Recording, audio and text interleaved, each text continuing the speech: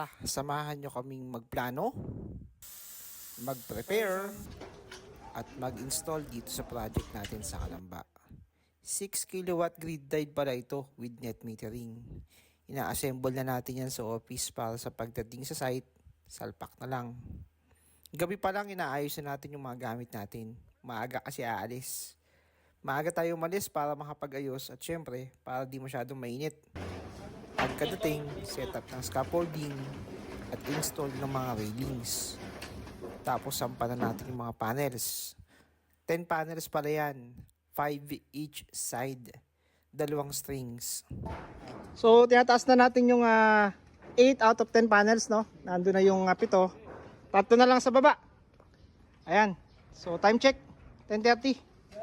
So, okay.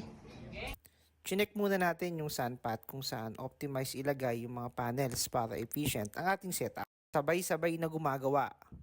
May nasa bubong, may nasa inverter. Meron din syempre yung team para naman sa net metering. Kailangan kasi ng tubo from inverter papuntang service entrance. Ayan, inabot na tayo ng gabi sa install natin.